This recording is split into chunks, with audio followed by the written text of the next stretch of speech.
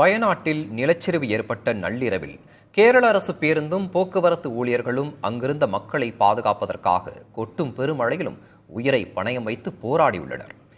பேரிடர் நேரிட்ட போது நம்பிக்கையுடன் போராடிய அந்த ஊழியர்களின் முயற்சிகளை பார்க்கலாம்.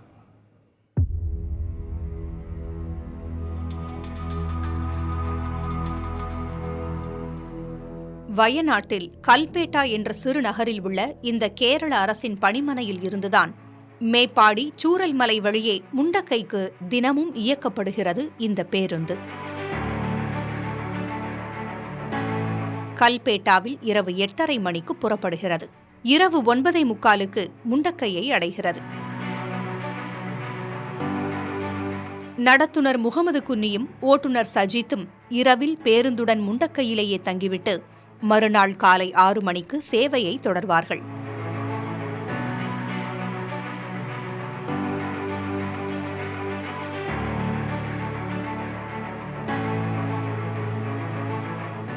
இந்த வழித்தடத்தில் ஓராண்டுக்கும் மேல் பணியாற்றுவதால் முண்டக்கை, சூரல்மலை, മേപ്പാടി പകുതി மக்களோடு நன்றாக பழகியவர்கள் இவர்கள்.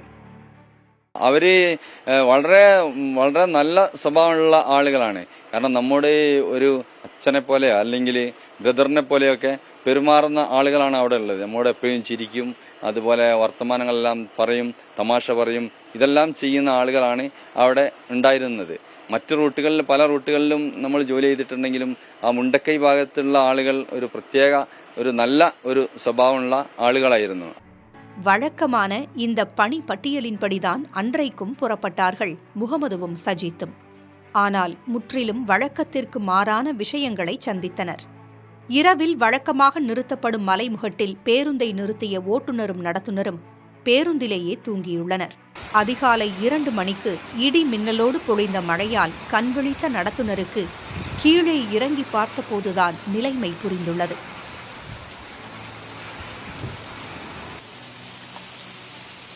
தனது மகனை காணவில்லை என்று தேடி அலைந்த ஒரு தம்பதி நடத்துனரின் கண் முன்பே அடித்துச் செல்லப்பட்டுள்ளனர். இதில் அதிர்ந்து போன அவர் இயற்கையின் சீற்றத்தை புரிந்து கொண்டு முண்டக்கையில் தனக்கு தெரிந்தவர்களை பேருந்து இருக்கும் பகுதிக்கு வருமாறு அலைபேசியில் அழைத்துள்ளார். அந்த வகையில் முண்டக்கையில் பலர் உயிர் பிழைத்துள்ளனர். தம் கண்முன்னே பேரிடரின் கோரம் நிகழ்வதை மேப்பாடி காவல் நிலையத்திற்கும் தீயணைப்பு துறைக்கும் தனக்கு தெரிந்த செய்தியாளர்களுக்கும் தெரிவித்துள்ளார் நடத்துனர் குன்னி. பெருமழை கொட்டும் நள்ளிரவில் வெள்ளத்திலும் சேற்றிலும் சிக்கியவர்களை மீட்க கயிறு கிடைக்காததால் പലരെ കാപ്പാற்ற முடியவில்லை என்று വേദന தெரிவிக்கிறார் കുന്നി. ഞങ്ങൾ തലേദിവസം വന്നിരുന്ന ആ പാലം അവിടെ ഇല്ല. അതുപോലെ ഞങ്ങൾ വരുന്ന വഴിക്ക് ഒരു അമ്പലം ഉണ്ടായിരുന്നു, ആ അമ്പലം അവിടെ ഇല്ല. ഞാനും ഡ്രൈവറും മുണ്ടക്കൈ ഭാഗത്തേക്ക് പിന്നെയും നടന്നു നീങ്ങി ഒരു കാർ വാങ്ങുകയോ മറ്റോ ചെയ്യാമെന്ന് പ്രതീക്ഷിച്ചു. പക്ഷെ അവിടെ കണ്ട കാഴ്ച അതിലും ഭീകരമായിരുന്നു. അതായത് അവിടെ ഞങ്ങൾക്ക് കയർ വാങ്ങാനോ അതുവരെ ചായ കുടിച്ചിരുന്ന കടകളോ ഒന്നും അവിടെ കാണുന്നുണ്ടായിരുന്നില്ല. അവിടെ ഉണ്ടായിരുന്ന പള്ളി അതിൻ്റെ ഒരു ഭാഗം ആകെ നശിച്ചു പോയിട്ടുണ്ട്. അതുപോലെ അവിടെയുള്ള ആ സ്കൂള് തകർന്നിട്ടുണ്ട്. ഒരു നിരവധി വീടുകൾ അതെല്ലാം തകർന്നിട്ടുണ്ട്. അതാണ് അവിടെ കാണാൻ സാധിച്ചത്.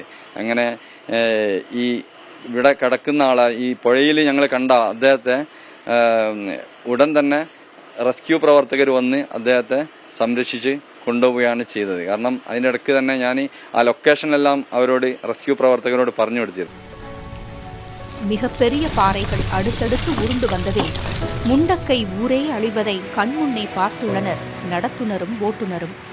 ஏற்கனவே பேருந்திற்கருகே வந்து சேர்ந்தவர்களை அவசரமாக மேட்டுப்பகுதிக்கு அழைத்துச் சென்றுள்ளனர்.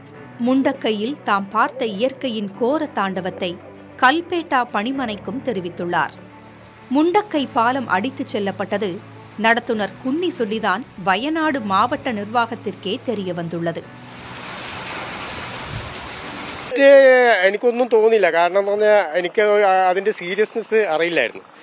രാവിലെ 6 മണിയായിട്ട് എല്ലാ വിശദാംശങ്ങളും അറിഞ്ഞപ്പോഴാണ് ആ ഒരു ഇതിന്റെ സീരിയസ്നെസ് മനസ്സിലായത്.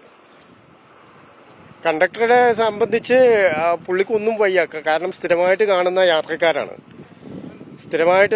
സ്ഥിരം പോകുന്ന കണ്ടക്ടറാണത്.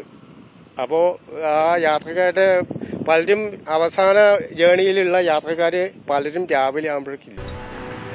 அன்று அதிகாலை 3:30 மணிக்கு இரண்டாவது நிலச்சரிவு நேரிட்ட போது பேருந்திலிருந்து 50 மீட்டர் தொலைவில் இருந்த மொத்த பகுதியும் காணாமல் போயுள்ளது.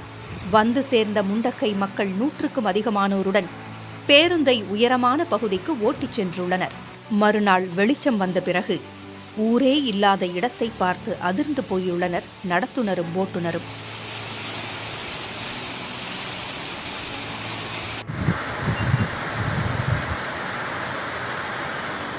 மாலையில் அவர்கள் அனைவரும் மறுகரைக்கு மீட்கப்பட்டுள்ளனர்.